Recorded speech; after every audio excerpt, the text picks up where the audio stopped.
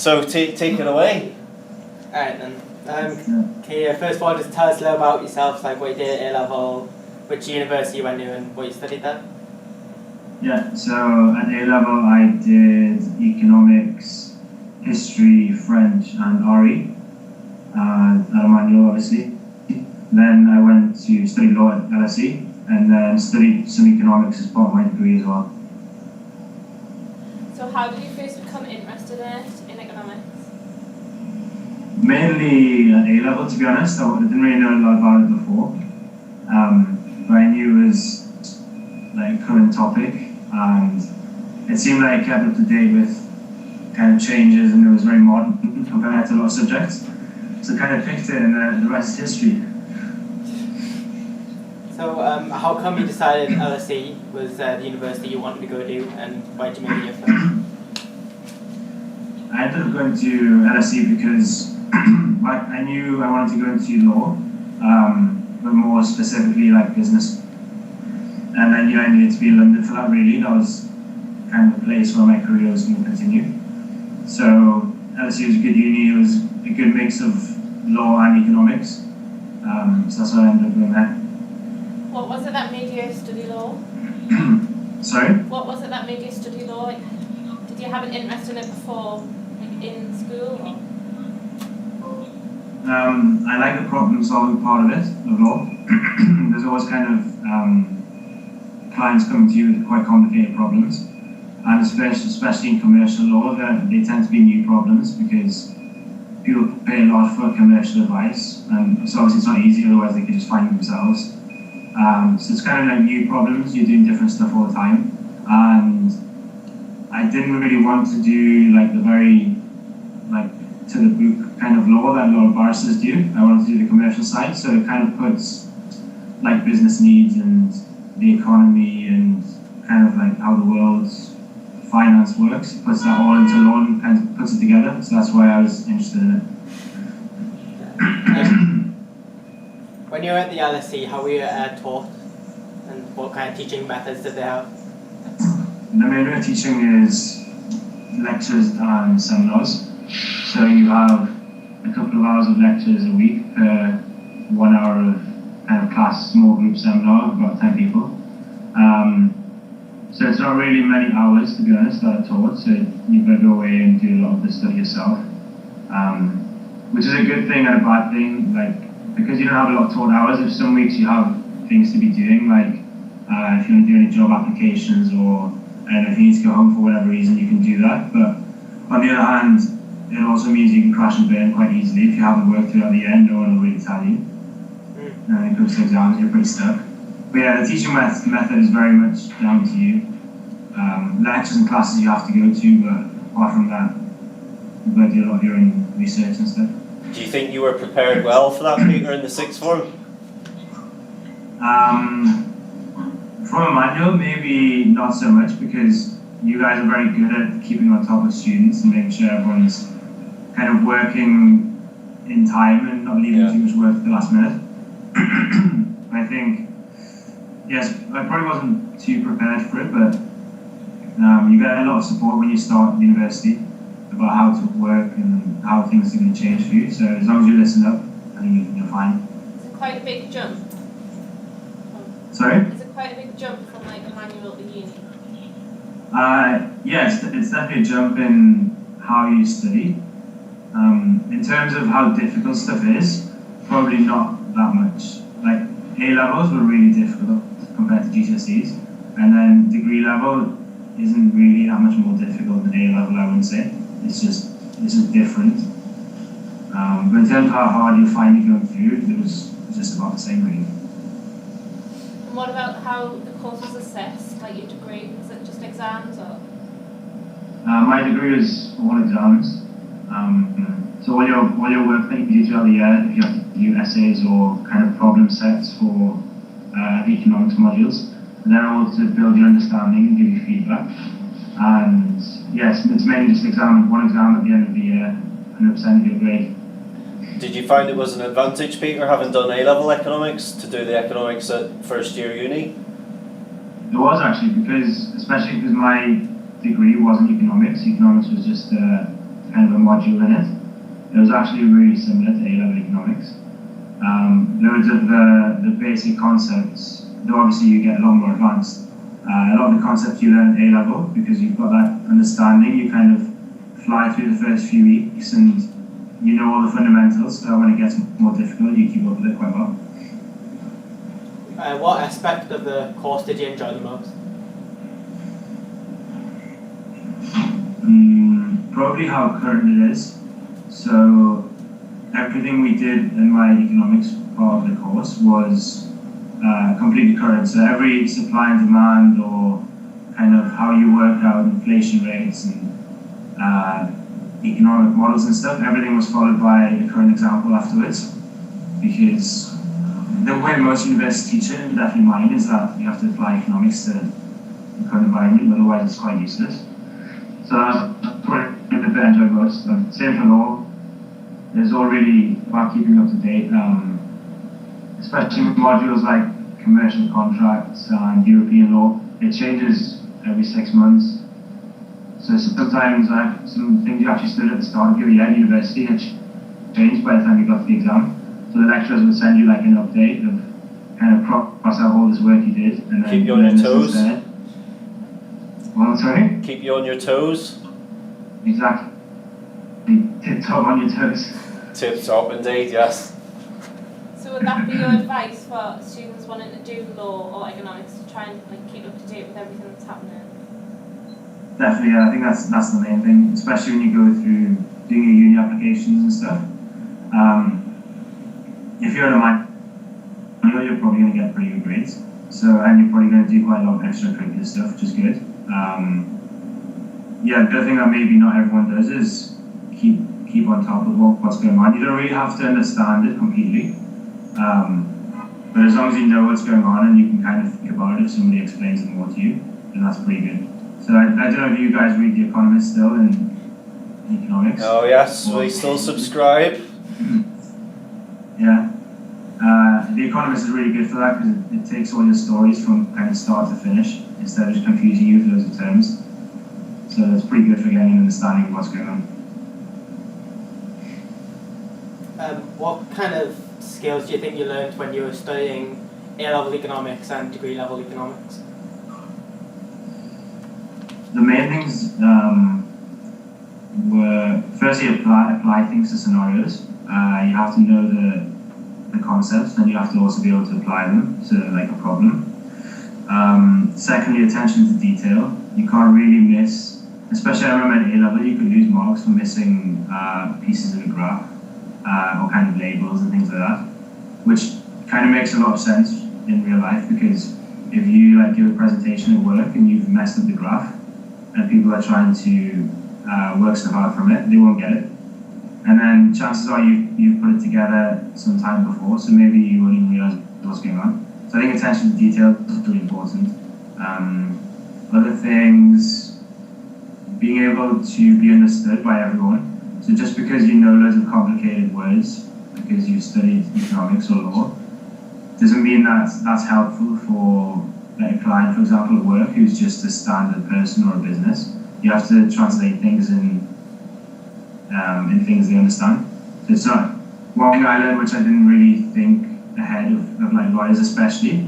I thought being complicated and knowing big words was actually a good thing, but it doesn't really help anyone in the long term. Have you taken part in any co-curricular activities that have like helped you with your knowledge of law or economics? Or? Yeah, I was part of the Law Society and the Economic Societies at LSE, and they kind of host a lot of events and talks at the university, which they're not particularly supposed to explain economic concepts and stuff, but it's just speakers who are in one kind of field, and they come and give talks on whatever their field is. So, for example, there was a guy who is the head of this big company in India. I can't exactly remember the name, but his was the company which took the AIDS drug down from costing kind of tens of thousands a year down to hundreds. And it's kind of supply and demand, basic stuff, and how supply is actually very high of this drug, and so is demand, but there were other controls on it. and kind of patents which stopped it. And as soon as the patents ran out, this guy and his company just manufactured it en masse.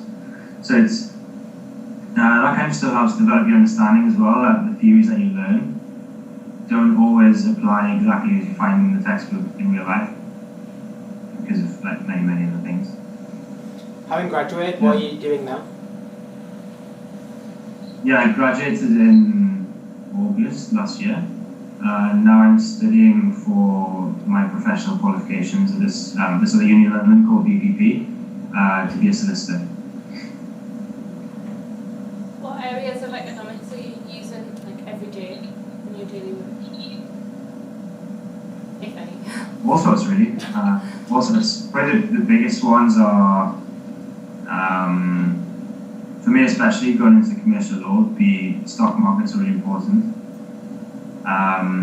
Financing is a big thing because companies don't usually have the money to do what they want to do to expand as quick as they want. So you have to be able to work out how to make sure they have your company has a good reputation and what the best ways of financing are, so you can get money to buy the companies or buy buildings or hire workers, stuff like that, and what the cheapest way to do that is. Aspects of economics is global trends really. You have to be an advisor to your client about quite a lot of general things, and you have to be problem solving. So I think economics is really good for that. You don't just see what kind of problems arise, you also find solutions to them, because you're not really very good unless you can tell someone the answer to something. Has any economist influenced you? And if they did, why? Except Mr. Clark. Except Mr. Clark, obviously. I suppose the classic really, Adam Smith. He's a good guy. I'm sure you know, but he did kind of came up with the theory of trade, specialization, kind of told the world that being like a private business able to make profit was a good thing. Contrary to what a lot of people thought at the time. So yeah, he was all about free trade, opening borders, providing opportunities. So he's probably the person that's influenced me most. Is there any sort of economic concepts that you rate the most or the least? I'm not a big fan of compound interest because I don't really know how to work it out. That's pretty difficult. It's like the bank deal with that stuff. Yeah. Rate the most. Like I said before, there are some things where economic concepts are, like the basic concepts, are influenced by other things. So one which I really like is the idea of incentives.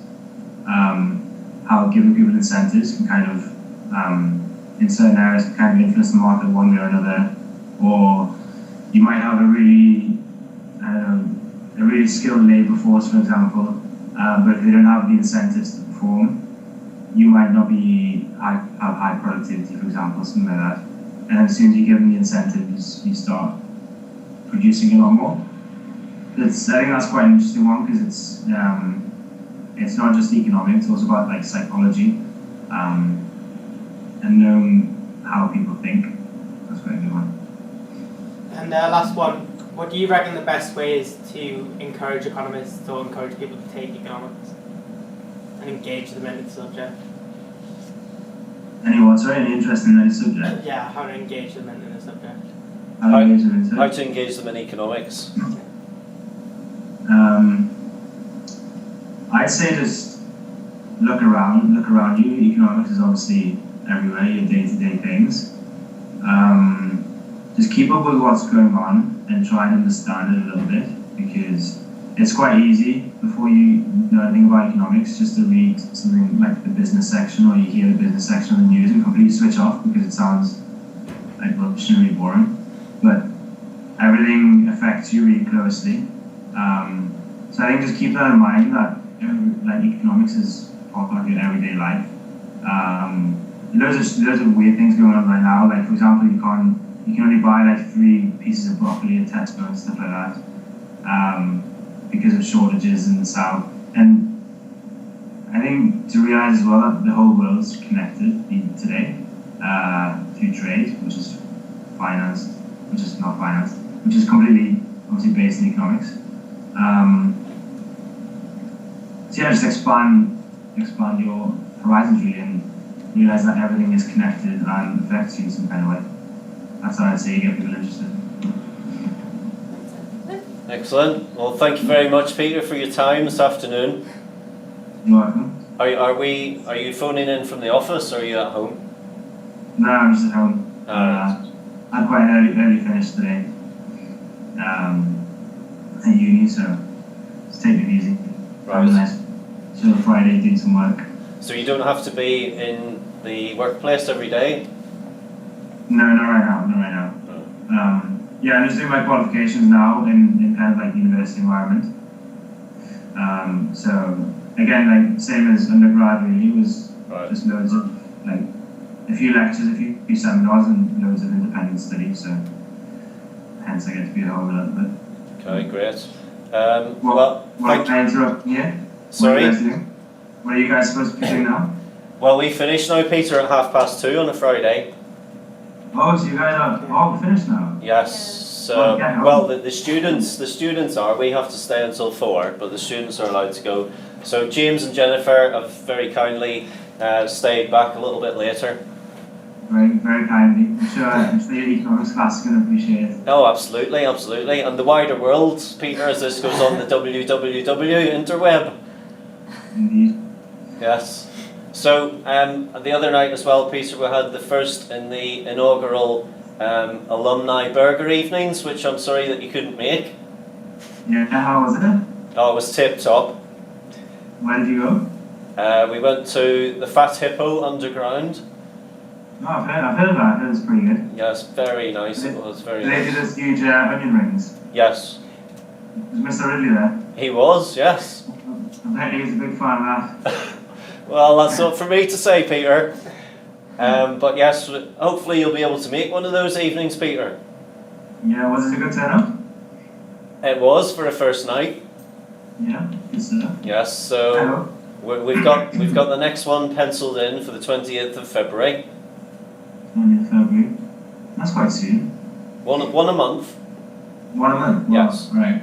So by the time we get to the end of the year, we hope that we'll have maybe a couple of hundred attending. What? Yeah. Who's paying for this? Is it manual financing this? Well, Mr. Ridley on his salary, he can pay for it. That's working, he fixes the bill. Oh yes. Oh, it's good stuff. Yeah. So yeah, hopefully you'll be able to make one of them. Yeah, it'll be good. Again, not this month, but maybe like the one after. I might be home in March for a couple of days. Right. Okay. Well, obviously we can keep in touch via WhatsApp. Yeah. I'm a bit of an expert on WhatsApp, aren't I? Yeah. Yes. WhatsApp called me before as well. I was quite shocked. I was expecting like a telegram or something. What, you mean my WhatsApp call? Yeah, you called me on WhatsApp. I didn't know you work that out these days. That's the first time I've ever done it. I was trying to pretend to these two that I really am sort of right down with the technology here, but it's the first time I've done it.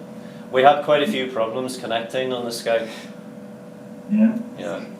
What are you guys doing? Like A-level wise? I'm doing maths, economics, and English language. I'm doing maths, physics, and economics. Cool. Very, very mathsy. I couldn't do any maths, to be honest. Absolutely awful at maths. Compound interest. Yeah. Yeah. Did you learn about that? No, right? No. That's economics. Do you do that in maths? Did No, have before, but not anymore. So Jennifer, tell Peter where you're hoping to go for uni. Either Leeds or Liverpool to do economics. You got your offers back already? Yeah. You got both? Yeah. Nice. Yeah. You did? Economics at Leeds, and I've got that offer as well, so. Oh, nice.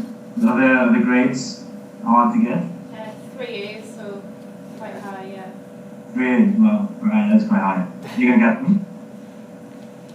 Hope so. Hope yeah. so. Yes. My cousin's coming to.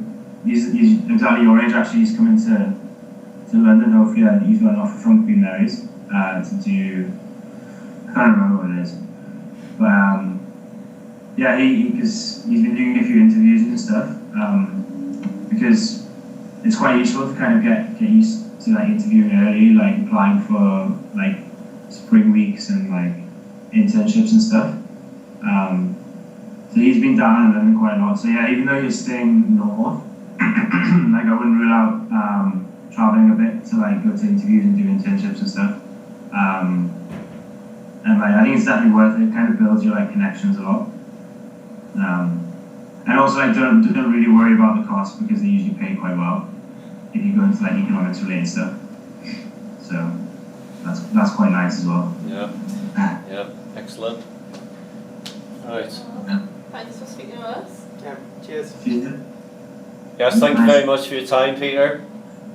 Nice seeing you guys. You too, Mr. Clark. Likewise.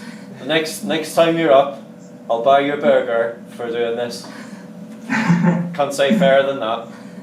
Alright, that's a deal. Right. I'll get you to sign on that. Yes. You need to. Alright. Right. Cheers, guys. Have a lovely Nice weekend. weekend. You too. Thank you. Thanks. Bye. Thanks. Bye.